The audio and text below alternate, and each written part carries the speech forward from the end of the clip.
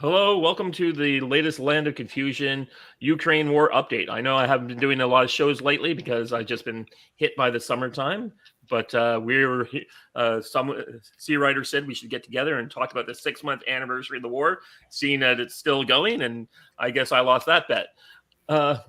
I'm Dave March. I'm the spy guy slash Tory war writer on Ricochet, and I have a little small interest in military history, having read a lot of books over the last 25 years, and I've been published in S&T and More magazine, have a couple games on stuff. I'm going to introduce a sea writer to give us a little bio to people. My name is Mark Lardis. I blog on Ricochet as Sea Writer because my wife didn't want me to use our real names. I too am a writer, and I've got some 44 books published, most of which deal with military or naval topics, although very few with 21st century military stuff. And my name is Clark Summers. I am a adjunct professor at Belmont Abbey College in Belmont, North Carolina, where I teach in the history, I teach Western civilization, and in the politics department, I teach international relations. And retired military, 30 years in the reserve components, U.S. Army Reserve, National Guard, and about 2 decades in secondary education alongside that. So I don't have nearly the writing resume that my fellow panelists have. I had expected last time we spoke to have finished at least 2 essays dealing with contemporary professionalism and the modern performance of the United States Army, but unfortunately I haven't finished either one of them. And now that we've started classes again, today was the first day of classes, and I had to admit that I simply wasn't going to finish those projects before the summertime ran its course. So, well, I was supposed to do a lecture on this war at a couple different events, and that never happened, so I'm not that worried about it. We do have a number of questions from the fellow Ricochet people asking about stuff, but I just wanted to, before we even got started, there's been something that's been bothering me for a few months now. Mark, what happened to the Russian battleship? Was it destroyed by the Neptune missiles? Is it maintenance? I rather believe so. Okay. And the reason that I believe that is that the Black Sea Fleet has stayed out of that particular patch of the ocean as much as they can. I'm pretty sure that the missiles themselves didn't have enough firepower to sink the ship. However, they very rarely do because they don't create damage that lets water into the hull. Most of the times what will happen is it's the secondary fires that are caused by the hit that will end up sinking the ship. And that's pretty much what happened with the Moskova, pretty much like the Sheffield during the Falklands War. The missile itself caused a lot of damage, but it was the fire afterwards that sank the ship. Okay. I was just curious because I was reading at the time a book on Russian military strategy, and it was like the bottom of the bottom of the bottom for old money was the Russian surface fleet. So it's like, did they get sunk, or is this just internal ammunition sloppiness? Sounds like a combination of both. It's always a combination of both. The thing is that good damage control is worth a couple of extra aircraft carriers. I think the United States managed to prove that during World War II in the Pacific, when they saved a whole bunch of ships that would have sunk in 1942 by 1944-45. I do recall the British American observer on one of the British carriers, though, noticing the nicety of the armored flight deck when they got hit by a kamikaze, and they're like, right, like, guess we're going to be. The observers are like, I guess we're going to go back to Pearl for 6 months, and the British are like, what? They just bulldozed the plane off the deck and said, we're fine. Yeah. Yeah, well, in my book on the kamikaze campaign, one thing I noted was that there was an American aboard the British ship that said that observed a kamikaze hit, and then afterwards stated that when an American carrier got hit, it was 6 months to repair it. When a British carrier got hit, it was sweepers fore and aft. So the thing is that the most aircraft are not very solidly built, and they lack penetrating power, and that includes most missiles. A lot of the missiles have a shaped warhead that will allow them to do some penetration.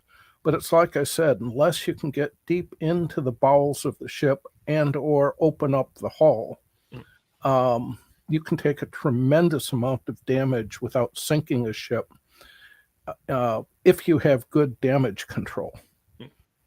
And I'm sorry, but I've not seen evidence of that in the Russian Navy. I'm not shocked at all, given that, like, it's the bottom of the pile for all things. I'll be amazed when they get their Jeep carriers up and running that they're supposedly building. So where should we start? Kind of give an observation of what we think where the war is right now. I think that's a good place to start before opening it up to questions from the fellow Ricochet. I'm sort of going back and reviewing my expectations. On the one hand, I don't mean to sound like I'm gloating, but I remember being pretty consistent saying that I thought that pending some other unexpected, unforeseen event, a sudden massive collapse of the Russian army, which I really didn't expect to have happen, or a sudden massive increase in the combat efficacy of the Ukrainian army, that I thought that once the Russians had established a land bridge to Crimea, it would settle into what is essentially siege warfare. A hard frontier that Russia would then proceed to reinforce over time, with the expectation of establishing the kind of frontier that exists between North Korea and South Korea. And I think that prediction has generally held true. I been looking at the most recent maps, and what we see is it looks remarkably as it did, from about 4 months ago. That once Mariupol fell, the lines really have stabilized. That land bridge has been established, and I believe that at the present time, the Russian reliance on both tube and missile artillery is to try to clear as much of the terrain on the north and west side of that frontier, and make it they're trying to establish currently through fires, through indirect fires, what the lines of that hard frontier are going to look like. And I think we're probably at the point where this is going to be the status quo going forward, for the foreseeable future. That's my take on it. I was very keen to see. I know that Dave, your anticipation of a maneuver battle that was going to be the decisive combat. Yeah, I learned a bit more about the Eastern Ukraine since I made that prediction. No, I want to just, for the record, I thought that was I didn't foresee it, but when you described what the Russian army was what appeared for them, what they were seeking to do, I thought that certainly had a viable option. And I believe that in the phase 2 portion of the campaign, that was their intent. Unfortunately, either they failed to have the maneuver capability to force it, or the Ukrainian army rightly said, don't get into a stand-up toe-to-toe fight with the Russian army in conventional terms, because we'll lose. So regardless, that culminating maneuver warfare just simply didn't happen. Mark, how do you see it? Okay. First thing I'll say is that what's become obvious is that the Russians, when they moved into Ukraine, they did not seriously think they would have a war on their hands. Given the signals from the United States, I think their expectation was that Zelensky would flee and that the Ukraine would collapse in the same way that Afghanistan did.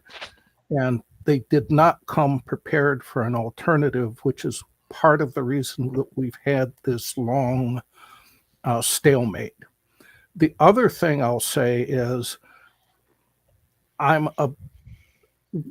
from what I've been seeing in the last month and a half, I'm not at all sure that the stalemate is going to remain, because I'm seeing a lot of evidence that the Ukraine is trying to shape the battlefield for an offensive around Kherson. Because if you look at what the Ukrainians have been doing, they've been doing deep strikes, knocking out Russian aircraft, munitions, and supply lines. And that's particularly true in the west around Kherson. And I may be wrong, and I frequently am, but it sure smells like they are trying to isolate the troops in Kherson so that they can move in and cut it off. And one thing to remember is the Ukrainians have now had 6 months to train an army. That's not a lot of time, but I could see, give it another month to 2 months, they could very well be outnumbering the Russians on the battlefield, and not just with raw infantry, but with mechanized units as well. And the Russian Air Force has been severely attrited, and the Russians deep in the West are having trouble getting supplies. The Ukrainians have managed to cut the bridges that feed the troops in Kherson. And apparently yesterday, day before yesterday, they managed to launch a missile strike across the bridge as the Russians were bringing up a ammunition convoy. So they not only knocked out that bridge, they knocked out the ammunition carriers, of which the Russians have got to be short, and the ammo on them. My understanding, the Russians are actually are not short on any of the transports. That logistic stuff that we have been talking previously, videos that they're manufacturing plenty. I actually seen videos of Russian tank movers. I didn't think they had any. Well, the tanks aren't what they're short of. What they're short of is supply trucks. And no, they have plenty of supply trucks too. They have a domestic capability of making their own trucks. Okay. Yeah, I'm a little shocked. I think the problem is that we in the West have a very distorted view of Russia. Russia looks like the United States of 1950s. They have an export-driven economy. They are almost entirely self-sufficient. They make their own missiles. They make their own, which we were told were going to run out in March, remember? They fired off more missiles than the entire United States has fired off in all the years on the war on terror, in 5 months. Their people are very motivated to win this war, and they're 30 miles from Mykolaiv right now. I kind of find it difficult to believe that the soldier in the field is highly motivated. I also think that the Russians are running out of troops, and that unless Putin changes... What I'm hearing now is that they have 6 fresh divisions that they've massed for their fall offensive. I guess I'll believe it when I see it. I know. I understand people are reluctant to hear these things. But yeah, I mean, the turning point for the Russians, I think, was when those videos of the Ukrainians torturing their soldiers got out in about mid-April. And from what I understand is that at that point, the Russians became very motivated. I think they believed their propaganda when they moved in. 6 months ago, and I think they still believe their propaganda. But no, I think this we're point- still believing our propaganda 6 months into this war. It's I'm seeing a lot of stuff out here, and they're not matching what you're seeing. So I have like a video right here of 18 well-equipped professional soldiers, Ukrainians surrendering to to some Russian special forces. There's something like the Ukrainian economy is on the verge of collapse. People are telling them that they're on the verge of hyperinflation. The casualties, basically what's happening is a fresh Ukrainian unit goes up to the contact line with the Russians, and they're ready, fully well motivated to fight. And then the Russian artillery just pounds them for 2 weeks. They lose 60% casualties, and they never even seen a Russian. The attrition rate on the Russian side, Ukrainians to Russians, is 30-1. The Ukrainians just last week admitted they're not going to do the Kherson offensive. Well, if they were going to do the Kherson offensive, that's what I would expect them to say. I normally would agree with you, except for the fact is, for the last 3 months, they've been telling everyone they've been building up a giant army to hit in Kherson. And then they said, we're calling off. Actually, turns out we don't have that army. They have some thousands of troops being trained in England right now. It's something like 20 or 30,000 troops that are getting 3 weeks training, and then they're being flown back to Ukraine. Well, the thing is that it takes 3 to 6 months to train soldiers. Right. So they would not have had that army in June through May through the June. Ukrainians have been feeding their troops into the front.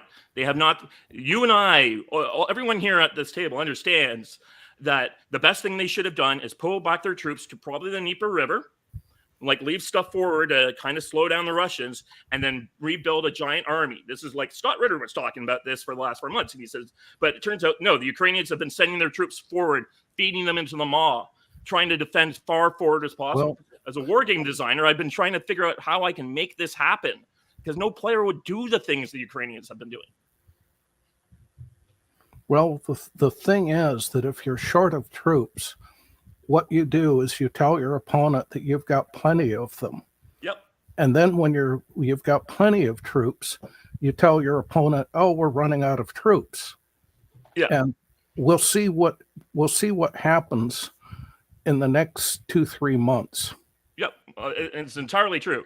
I'm just saying, I've been hearing, I get most of my information from independent sources, and the independent sources are reporting something like 90,000 dead for the Ukrainians and maybe 15 to 20,000 for the Russians and their allies. We're firing off, the Russians are sending off 60,000 rounds of artillery every day into the Donbass and Lugansk fronts. The Ukrainians are getting 60 to 70,000 rounds a month to fire back. It's like I said in the last video, the Russians are moved all their artillery up, and they're just pounding their way forward. It's become, I think the first phase of the war was like Guderian or Patton was in charge of the Russian army. And when they realized that wasn't working, someone else came up and said, Plan B, and for bombardment. And they moved up all their artillery, and they were just slowly moving forward, creeping forward 3 miles a day. But every time they do this, they're not getting anything back. And the latest reports are they're 30 miles from Mykolaiv, which is the next major city. And they're just going to go down to Odessa. That's their goal. Well, I certainly can't argue in terms of the source material that you have. I primarily rely on a limited number of open source, and then a few contacts that I have pretty much on the junior enlisted soldier side, from their perception. So I would be skeptical about those casualty numbers, simply because those kind of casualty numbers really can't be hidden from the world. I mean, they can't be hidden from not just independent. That would be the kind of thing that Russia would be advertising and yes and no. The Russians pro-Ukrainian. Throughout Let me this finish war, my the thought. Russians have never. Sorry, Let me I just finish my thought. never want The to tell us anything until they have in triplicate. The pro-Ukrainian Mm. propagandists would not be able to hide casualties of those numbers. I don't believe that they could. Now, do I believe that the Ukrainians are taking higher casualties than they want to admit? Yes. No question of that in my mind. But the rate at which they're supposedly advancing, when I look at the comparison of current status of controlled terrain from today, 6 months into it, from what it was 60 days into it, and I just don't see that kind of advance. Do I believe that the Russians control the ground that they stand on? Yes. Do I believe that they have the massive artillery that they're using essentially in the place of infantry to hold those lines? Yes, I do. I think that's indisputable.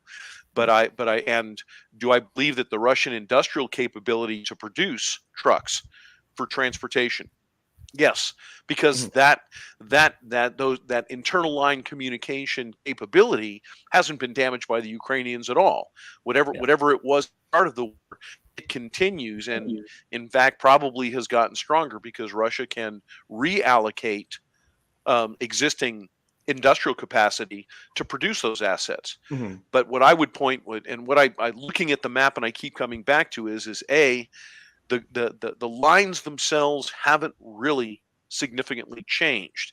Now, if Russia is able to in the long run hold and secure all of the naval assets necessary, they don't really need to take Odessa. They can control Odessa from the sea if they have the sea assets to do so. Yeah, and essentially, and if they can close Odessa, then again, assuming that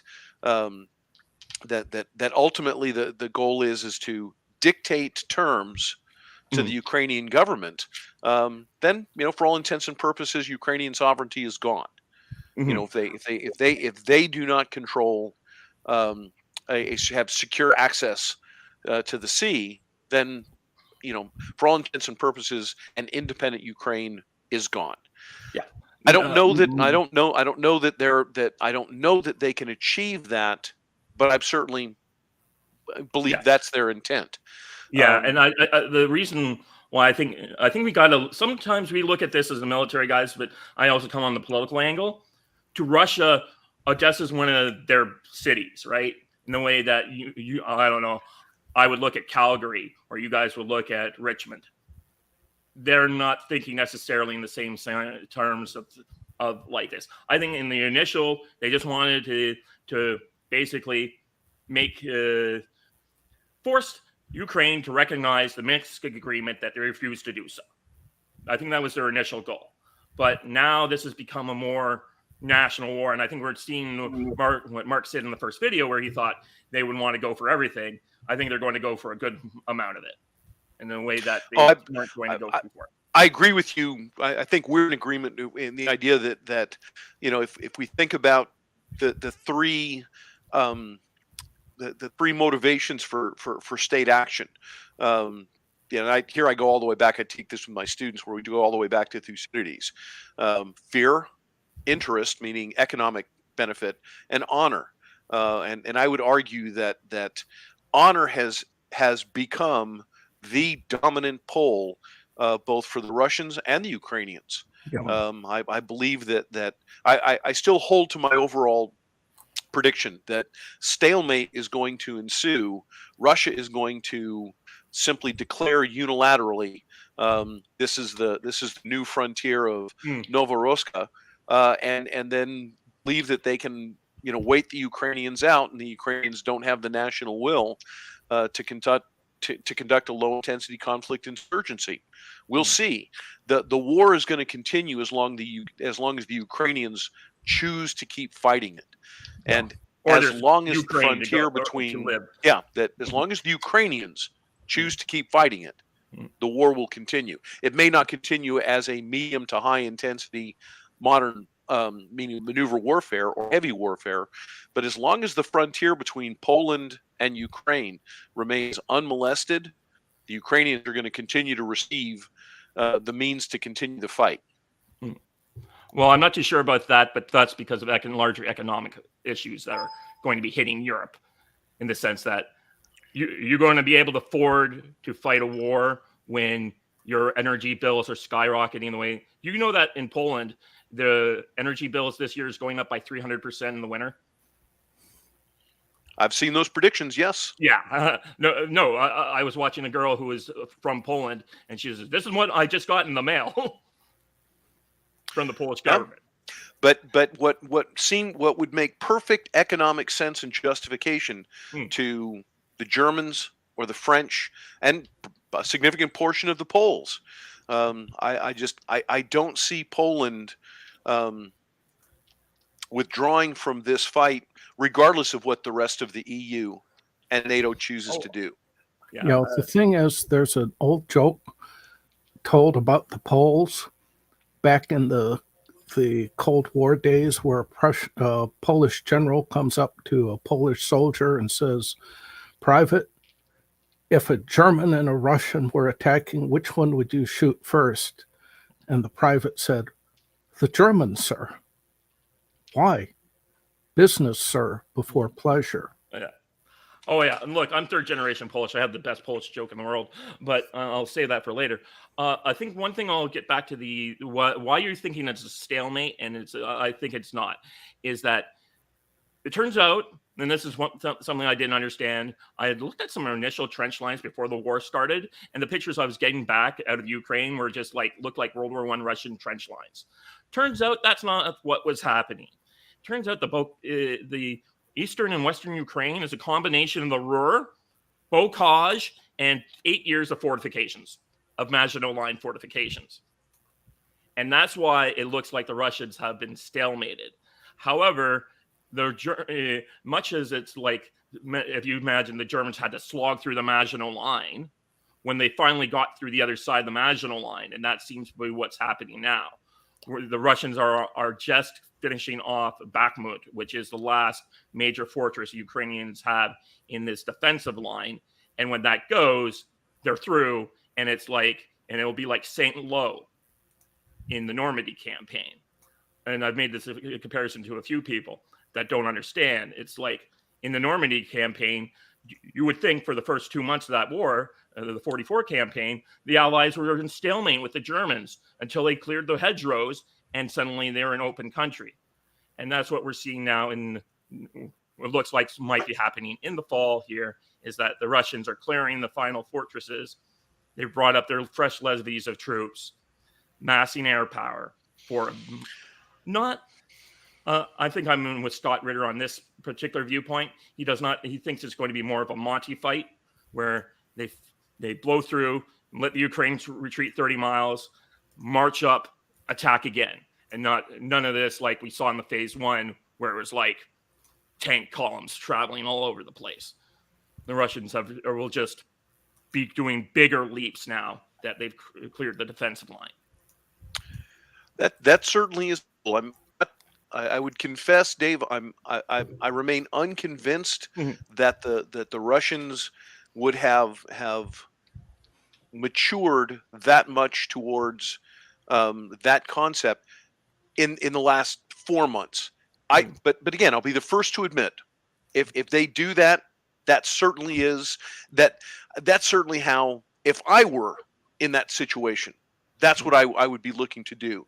But it would mean that the Russians had gained the capability that they didn't demonstrate that they had 4 to 6 months ago.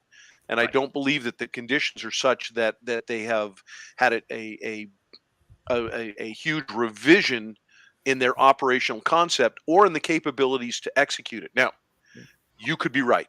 I will be the first to say there's lots of things that could change. There could be a wholesale collapse of the Ukrainian army. I mean, that's possible. I believe there's going to be a wholesale collapse of the Russian army. I see nothing to indicate that, but neither do I see that the Russian army has the kind of elan or expertise to execute a plan as that requires the level of capability that a breakthrough like you're describing. However, I do think more and more of the Russian forces are going to be focused on trying to minimize the growing insurgency threat that's happening in the southeast and in Crimea. And as I say, it's as much a hunch. I admit it's as much a hunch as anything else. Just what in terms of what I'm seeing is that the Russians can't keep Ukrainian special forces from inserting into Crimea. They simply don't have the naval power to do it. Yeah, well, and I think if they want to do that, but sorry, special forces doing weird raids in the rear areas in Crimea are not going to win you a war. Like, it's by themselves, they're not going to win the war, but they're going to force Russia to turn their attention. And if that's where they see that the priority is consolidating and controlling that land bridge that connects Crimea, that becomes what they have to turn their attention to. I don't believe they can do both. I don't believe that they can fight a counterinsurgency. I think they would just let it slide for now. And well, perhaps. But the deeper entrenched that insurgency becomes, the less likely they're going to be able to eliminate later. That is raids. That's commando raids. It's not insurgency. That's a different style. Insurgency implies that the local populace is rising up. There's no one left in the southeast, in the Crimea, or in those other regions to support an insurgency. Well, then I might then Mark, I could be completely wrong, but I think that's the way ahead. You got to realize everyone who's left in the regions are the Russian people who are being oppressed, right? And all the people who are like pro-Ukraine, almost all of them have fled west. It's not, and that was one of the problems the Russians encountered when they were fighting around Kiev, is that there was a lot of pro-regime Ukrainians there that were telling them, and I can certainly see when they break, if they're following my breakthrough concept, they'll be running into Ukrainians in the past the Russian-speaking areas. That'll start doing that to them again. But I've seen a lot of videos of people celebrating the Russian entry into the area, and they look happy to see them. Now now here's something for you guys to understand. When the Maidan Revolution happens, they bring in this very nationalist government. The May 9th holiday in Russia until the 2014 was the second most important holiday in Ukraine and Russia. Though apparently it's it would be like the American 4th of July. Till 2022, it was against the law to celebrate May 9. It would have been like the revolution. It would be like a revolution regime comes to power in the United States and bans the 4th of July. And in the Russian occupied areas, suddenly they were allowed to celebrate on May 9th this year for the first time. And it's a combination of like a holiday plus Remembrance Day plus. So I'm just saying, I just don't think there's much pro-Ukrainians left in those. But I would point out that the same assessments were made throughout virtually all of Afghanistan from 2004 all the way until 2021. That the insurgency threat was always distant. It was always isolated. It wasn't, there was no stomach among the Afghan people. And suddenly, as soon as the Taliban began breaking out and effectively maneuvering again, the whole situation changed. Again, Mark, I will be the first to say, I'm not on the ground in Ukraine. I only have, as I say, what I'm getting through open source and my own, gut read. But I would have to say that as long as Ukraine has the means for getting light weapons and the kinds of easily transportable weapons that facilitate an insurgency, if they can get them into that occupied territory, Russia is never going to have peace. Now, they may kill enough people that those who remain behind simply accept it, and they may have a majority of people who remain behind who prefer to be Novorossiysk. But this war will continue as long as there is a coherent national spirit on the part of the nation of Ukraine to carry the fight in some form or another. I don't see that Russia has the capability in the face of determined resistance to take Odessa. They might. Again, I could be wrong. I've been wrong about a lot of things in this world. Yeah. Yeah. Odessa itself is a very pro-Russian city. That's there. It's like weird for Russia, or it's part of the old Soviet and old Russian Tsarist things where they would build their Russian pure cities in very inconvenient places for when the empire broke up. And Odessa is one of those cities where it's like 70% Russia and then surrounded by a lot of Ukrainians. Anyways, maybe we should answer the questions. Yeah, let's jump on some questions. We've probably gone back and forth duking it out. Yeah. Well, Ryan asked, "Are the Russians losing any ground?" I think we covered that for sure. Okay. Yeah, I don't see any evidence to suggest there's some current situation maps that show that the Donbass region is not nearly as secure as the Russian reports would suggest it is. Yeah, but neither is there Donbass any chance. Heavy fighting. but Lugansk is pretty clear now. Yeah, there is no likelihood of if Russia withdraws at some time in the future, the Donbass will be the last to go. Yeah. Our next one is up from Richard Easton. What are the best sources of information about it? A once prominent person on R said recently in a phone call that he has no idea who is winning or losing 6 months into the conflict. Well, I don't have a simple answer to that other than a multiplicity of sources. A good broad spectrum of the widely available mass media in the United States. The only newspaper or news outlet that I remotely trust is the Wall Street Journal. I wouldn't trust any other print newspaper printed in the U.S. I would say that independent sources that fall outside of the mainstream media. It's been interesting to see actually sources such as even as Al Jazeera will produce some good, at least some good graphics in terms. And I'm a big map guy. I think that maps tend to reveal a great deal more than 800 or 1,000 words of narrative. That would be my recommendation. And sources that are coming from individuals who themselves have some expertise. As I say, I have contacts that fall on the junior enlisted side who have gotten out of the military and have maintained their contacts in the network. And they were talking about the Wagner Group being active in Ukraine months before any other news source. So those bubbles have been there for a while, and I was hearing that from sources well advance of when it first showed up in the mainstream media. And I would say, Mark, Dave, I would welcome to know what your sources are.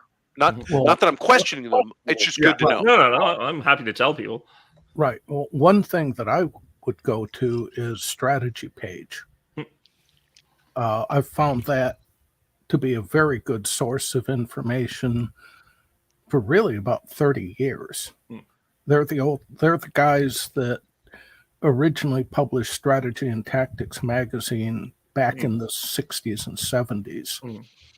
So, and they've got a lot of information, and they seem to be very well connected. The other thing is, I tend to look at some of the Russian sources, not because I believe them, but because it's kind of like reading Pravda back in the 60s and 70s. You look for what's not being said. So, but strategy page would probably be my biggest recommendation for anyone in this country. Okay, so I have a number of different sources to sell. For particularly foreign policy, there's a YouTube channel called the Duran, Duran. They're just two one guy's from Greece, they're actually both from Greece, but one guy lives in England, the other guy lives in Athens, and they just bring on people from the independent side of things they're like two foreign policy realists, and they want to give you the realist perspective of what's happening. And one guy on it is like, I'm not a military expert, but he's been pretty good on things. But except for the actual start of the war, he convinced me the war wasn't going to happen. Another site I go to is the Dreisen Report. He's an American. He's an American. He used to work for the State Department, and now he's back doing he's like in the bowels of Washington bureaucracy. He really called the start of the war. He's like, I'm the only person who figured it out. This was going to happen. But he's got a lot of interesting things to say about what's happening, and his mother's like Ukrainian, his father was Russian, and so he actually translates a lot of the stuff that you're only getting from a Russian side of things. Another good source I try to go to is Sonar 21. That's Larry Johnson's blog, and he was a former CIA guy. He ran Iran desk for a while, and he was in South America, and he used to be on all the big networks. And then he said sometime in the early 2000s, when the corporate control of the networks his viewpoint became unacceptable to a lot of people. But he has a pretty good idea, and he still has contacts inside the Defense Intelligence Agency and other groups that still feed him inside stuff. So he's pretty good. And who else would I have? I guess that's three really good guys. I'll probably put down some more in the comments afterwards. Thank you. Yeah, I appreciate that. No problem. Okay, do we have another question? Yeah. CT Law asks, I have said before, the big story of this war is the total collapse of the Russian propaganda machine and its influence in the West. I don't think that took too much long.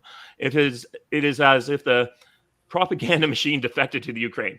However, it's not that simple. The defection appears entirely limited to the immediate war. Otherwise, we're still in the days of the Soviet Union running Western media. Thus, we are still falling all over ourselves to strategically disarm while watching Russia and essentially brag about how it has ignored existing arms controls. I'm just wondering, where's this question here? What do we think about the collapse of the Russian propaganda machine? Well, I'm trying to. I've met CT Law several times, and he's an interesting guy, and I really enjoy his company and I enjoy his conversation. I'm not sure I really understand his question. I would disagree that there has been a collapse of the Russian propaganda machine. I think that Russian propaganda has in many ways been very effective because its first and primary audience is maintaining support of the Russian people for the war. And I think that has shown to be remarkably effective. And it's one reason why I think this is going to turn into a stalemate, is that the Russian people, the majority of the Russian people, show no indication to the outside world that they're ready for this war to end. They believe in the cause. They seem to really sincerely support President Putin, and they have that. He has that support, and there is, I would argue, a very at times almost noxious odor of unquestioned and uncritical propaganda in favor of Ukraine on the part of the West that seems wholly incapable of asking any of the hard questions of what is the sustainment effort needed? What's the sustainment resources necessary to achieve the desired end state in Ukraine? Oh yeah, we haven't even really discussed what is the desired end state in Ukraine. What are, in particular, forgive me, I'm now ranting. What is the U.S. national interest in Ukraine? I'm not saying that there is or isn't one. I know that if I were asked to express what it was, I know what I would say, but I'm not the president. I'm not in Congress, and I'm not the chairman of the Joint Chiefs of Staff. I would like to know what they believe our national interest is in Ukraine. Tell me that. Tell me Well, that so I know what in the heck are focused on. And they haven't done it. I would suggest that that is, in fact, a consequence of a very enthusiastic pro-Ukraine propaganda effort that has been very effective. So there are two sides in the propaganda war. Mhm. I try to be aware of both of them. I know where my emotional state is, but I try. You mentioned that the Duran report being by two guys that are hard realists. Well, okay, Mhm. you can put me in that camp. On Mhm. my good days, I aspire to be a rationalist, but not most of the time. Cut me, and I'm a realist. And for that reason, I'm not denying that the U.S. has a strategic national interest in Ukraine's victory. But I would sure as heck like to know what the president thinks that is, and he hasn't said so yet. well, I'll tell you what my deep cynical view of that is, that the president would just as soon this war go away and Russia take over Ukraine. But what his national interest is in this war is good optics for the presidency. And that's accounted for the, shall we say, scatterbrained approach towards supporting or not supporting the Ukraine Well, on the Mark, part of the I'm United I'm not States. disagreeing. I agree with your assessment there. The problem is and again, as a retired soldier, when we're drawing down available war stockage to send it to Ukraine without a clear or coherent strategy, without knowing what that end state is, other than it's being expended for good optics on the behalf of the White House. You're preaching to the choir. I know. Yeah, I know. I It's great. agree with you 100%. And this is one of the things that's driving me nuts about this. I really believe that Biden was telling Putin, go ahead and do it. We'll get Zelensky out of there, except he didn't do his homework. Biden didn't do his homework on this and pretty much sold Putin a pig in a poke. And I imagine that Putin's really annoyed at President Biden right now. But again, this is just my opinion. And again, I could be wrong on that. But nothing that this administration has done for the last year and a half is inconsistent with that view. I guess to come back to C.T. Wright, his original question, and that is, I can't identify where one of the pro-Russia propaganda outlets or sources has not been effective, depending upon what one perceives as being their audience.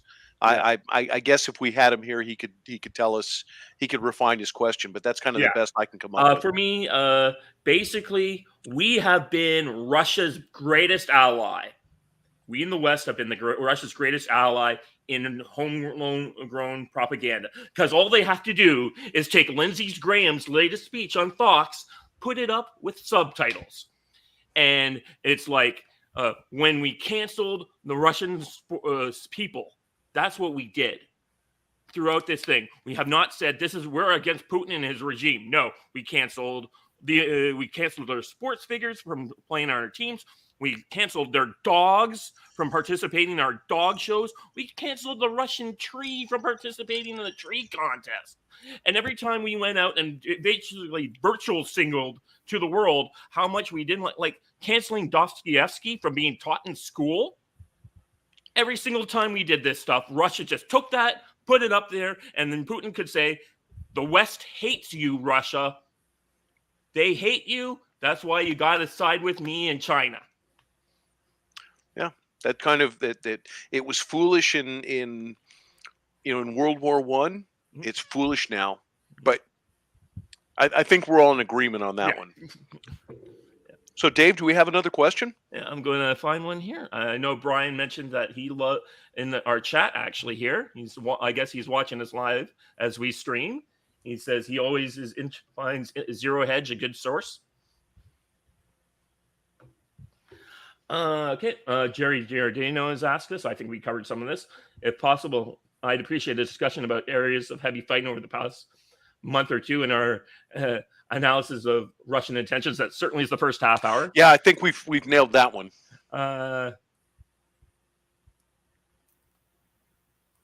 He wanted to know what we think about the one place we didn't really talk about is Kharkov and what we think is happening there. Any thoughts on what the situation in Kharkov is? Well, I'm gonna jump to my. Forgive me if I suddenly seem distracted. I'm gonna jump to my Ukraine interactive map, and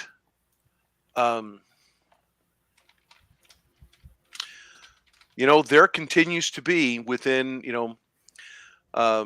there were explosions suggesting missile strikes in Kharkiv within the last 4 hours. So this was 5 hours ago. So there continues to be combat in Kharkiv. The looking at the battle map, it appears as though that's artillery fire that's coming from the line on the Don River.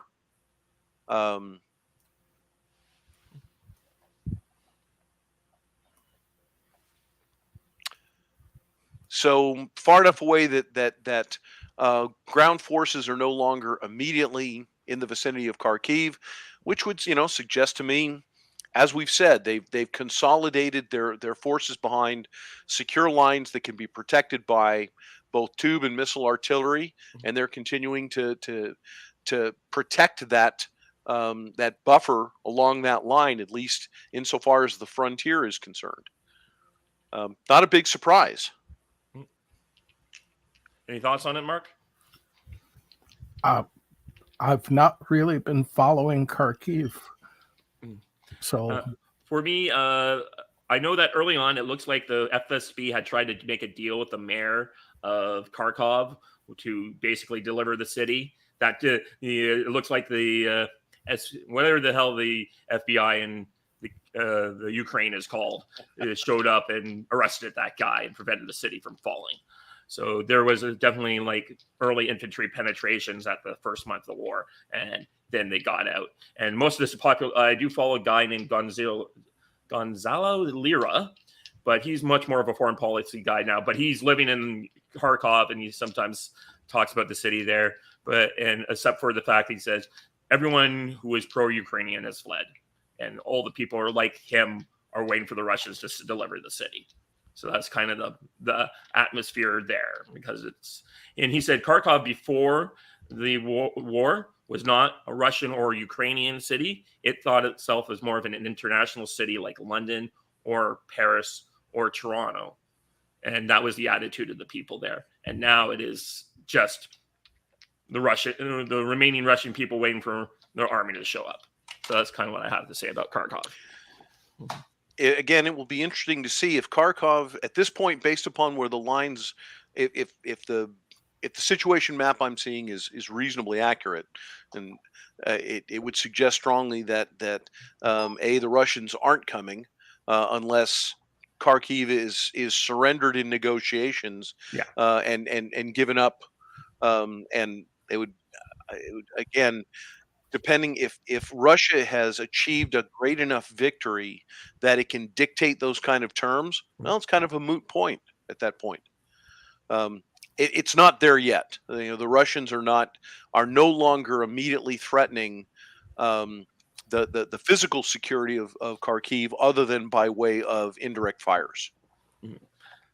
I can say I think they would go for it if the opportunity presents themselves, or if they're getting close to a negotiated thing, like in Korea during the last days before, when they were pushing back the line. Definitely, Kharkov will become much more important at that point.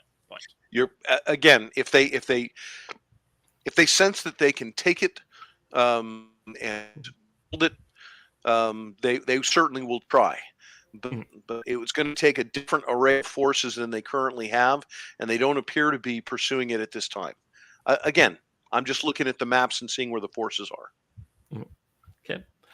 Next question is from Hang On. I only recently heard about this situation, so I didn't read the questions lately. I've been busy with other things, but he's asking, so far, someone writing under the pen name Marinus has 2 articles in the Marine Corps Gazette discussing the war in Ukraine.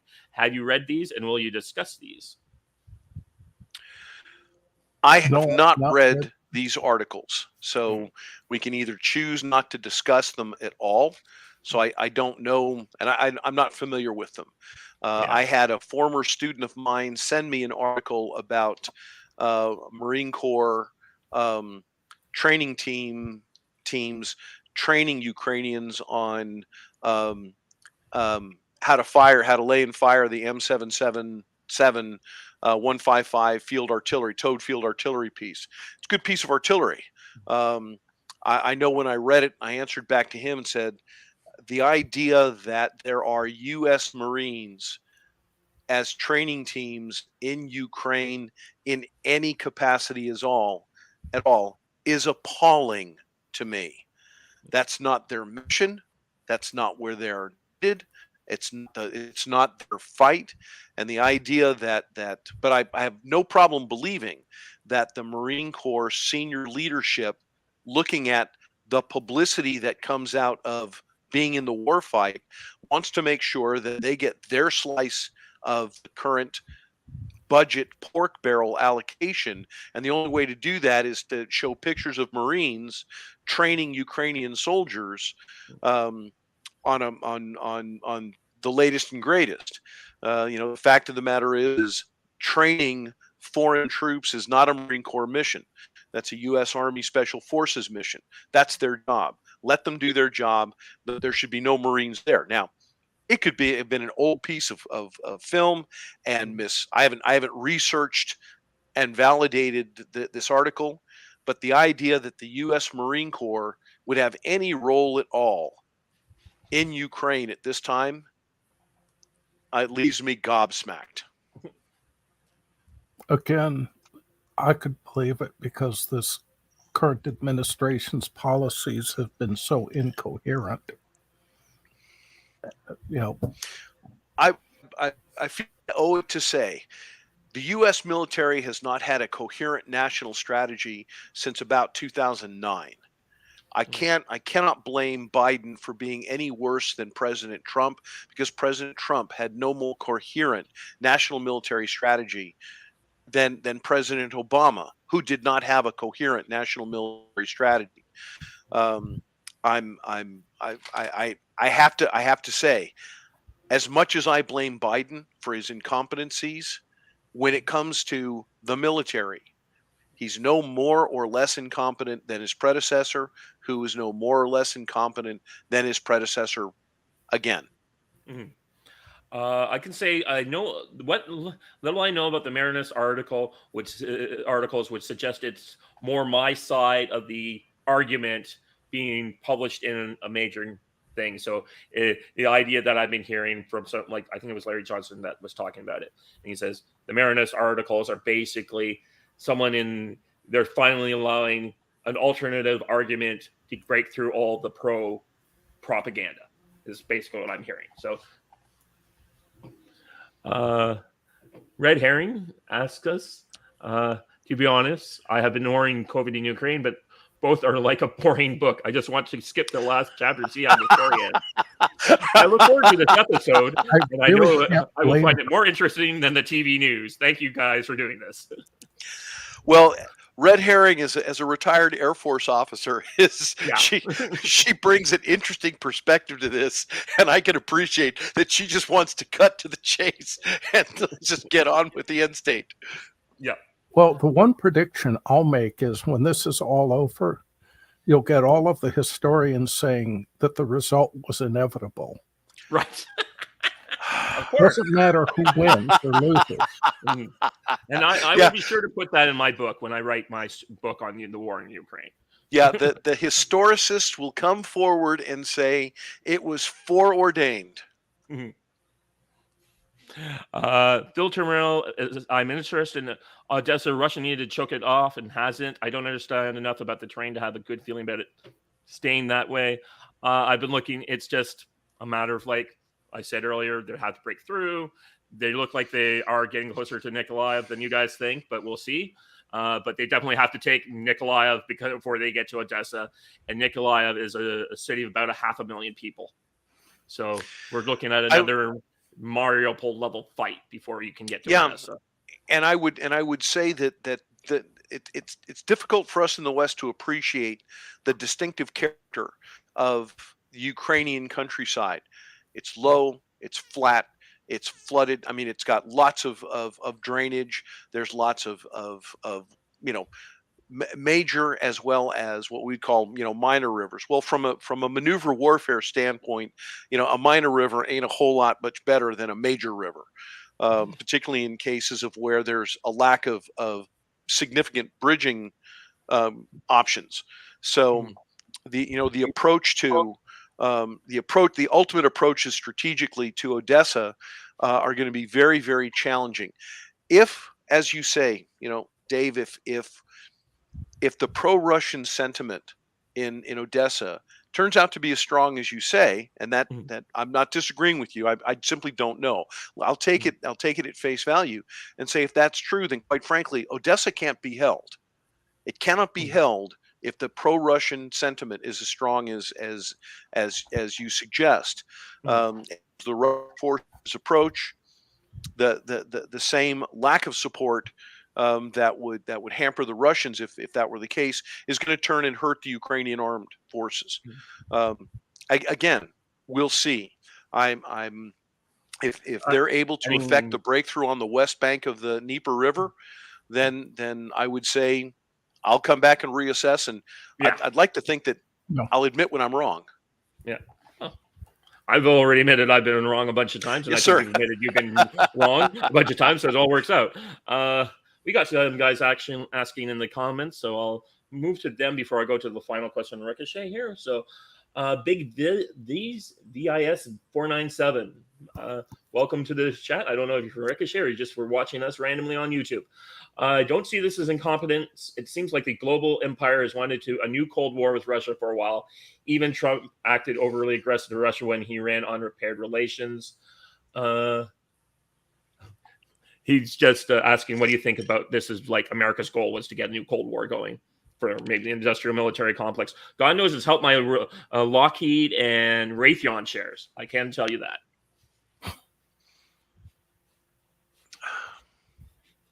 Well, I don't believe that the industrial military complex, at least from my limited firsthand experience, has that much foresight and has that much intellectual horsepower to be able to engineer such a thing. The military industrial complex really benefits most when there are multitudes of different competing programs, none of which has dominance and none of which really relies upon any strategic coherence. So lots and lots of medium to mid-sized programs that feed the machinery, that feed the complex without really ever having to be held accountable for performance. And that's largely the situation that we've had for the last 25 to 30 years. And so I think that so far the domestic military industrial base, they don't need a global opponent, a global Cold War, to be satisfied with the status quo. If they were going to manufacture one, quite frankly, China is a much more likely candidate. And so I don't believe that there was any express purpose of manufacturing Russia into a global foe, a near peer opponent in and of itself. I would suggest that the monopolar moment has passed, and in fact, the world is now looking at a reorder of at least 3, if not 5, separate poles, which are going to shape the international community for the for the foreseeable future. Mark? I think I agree with Clark that I don't think the industrial military complex has the strategic ability to set this up. I think that this is like an awful lot of wars in that it started with miscalculations and is fueled by those.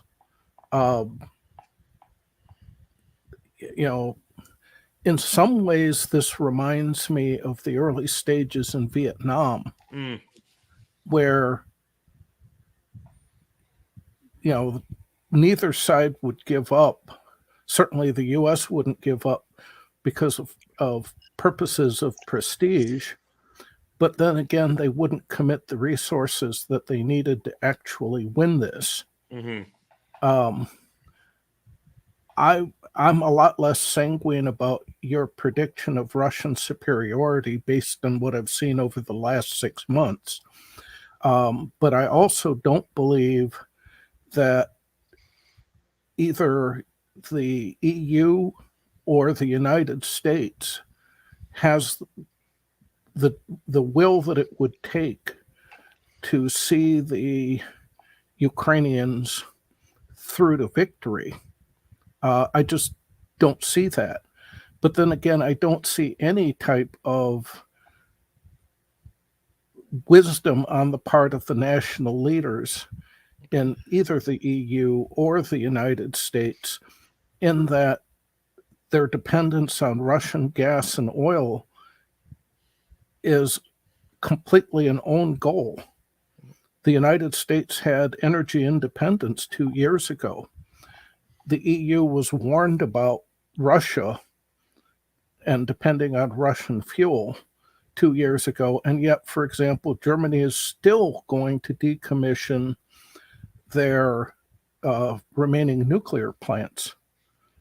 The real problem is it's one of, I guess, morale is what you would call it, more than material, and that the leaders of both the US and the EU have bought into a religion called environmentalism, and they're allowing that to blind themselves to reality. So I don't expect a whole bunch of coherence anymore. Yeah.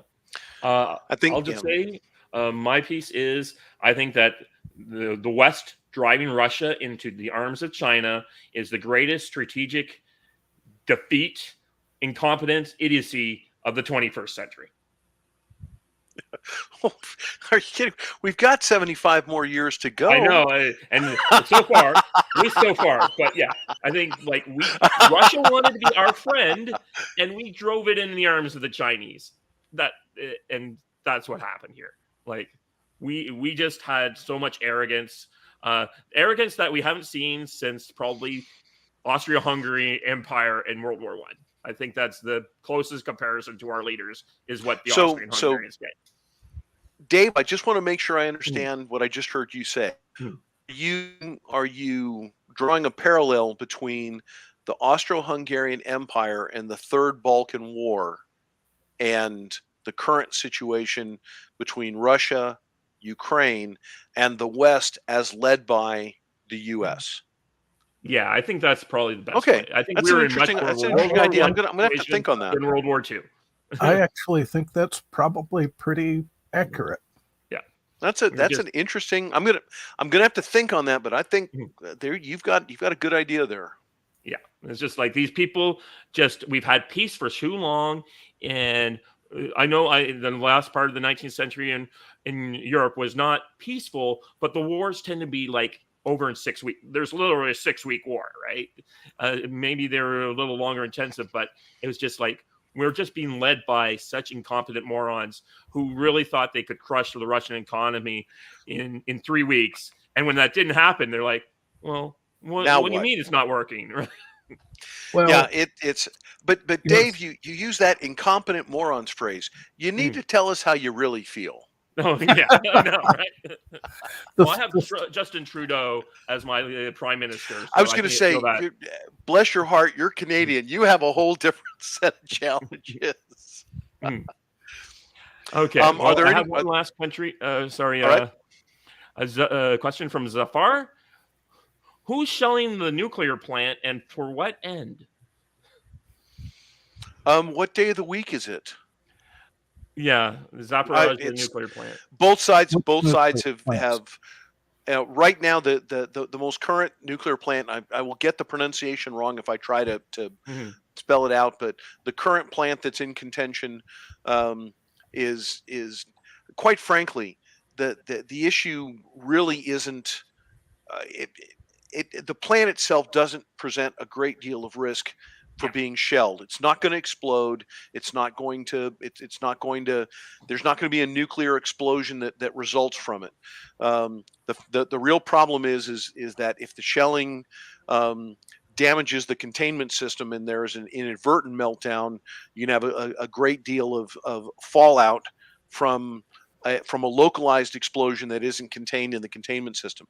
I've read reports that the occupying Russian forces have sent the civilian technicians away, and that they have assumed control of the plant. I expect fully that the Russians more than have the capability to operate the plant. It's a Russian plant. They built it. Now, the fact that the technicians who would know how to do it are all going to be in their, 60s and 70s, may be another issue, but it's not that the expertise isn't there. And simply maintaining a nuclear reactor at stable state, if you have sufficient coolant, you have sufficient maintenance, it can be maintained.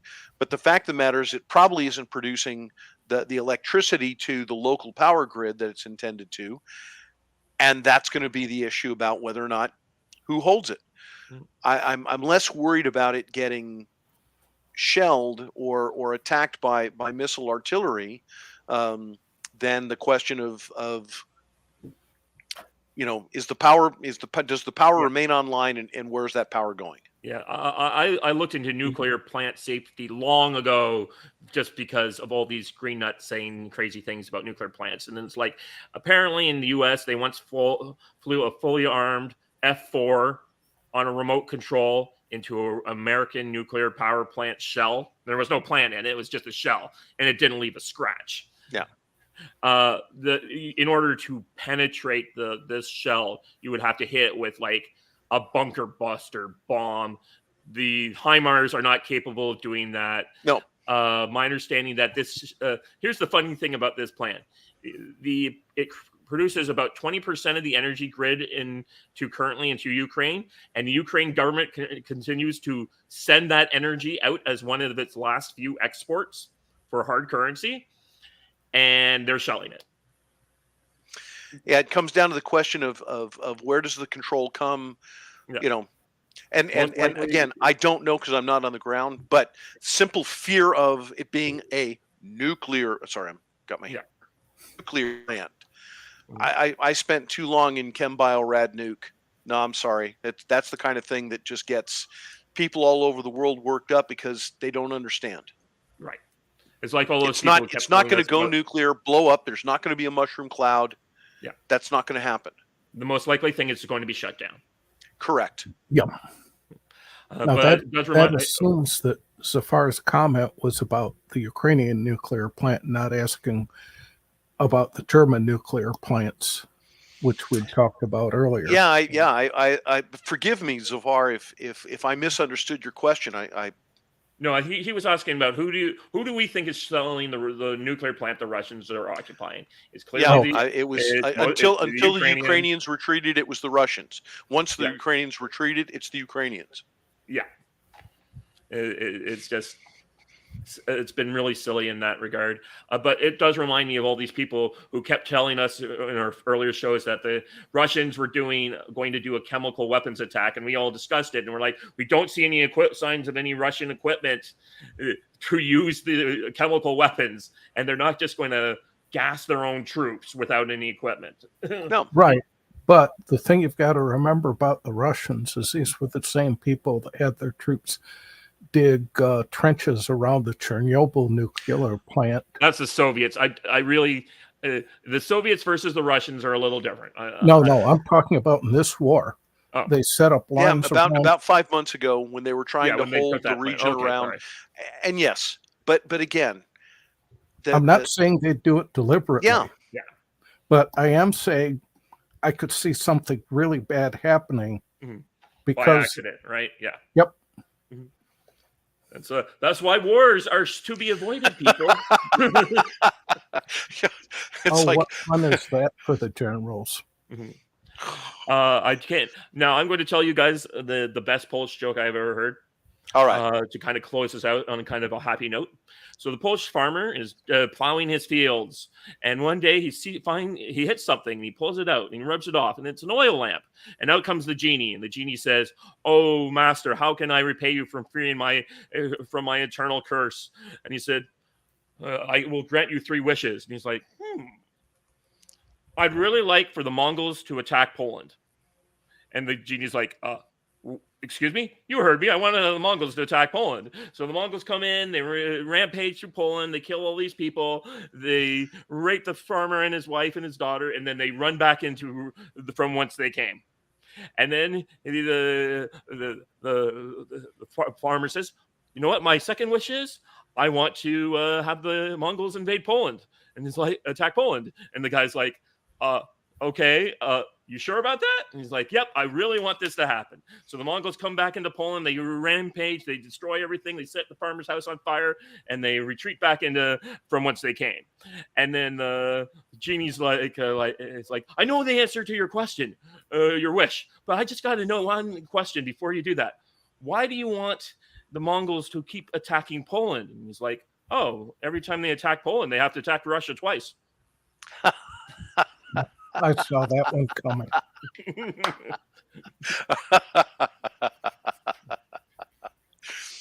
Yeah, that's a good way to wrap this up. Yeah.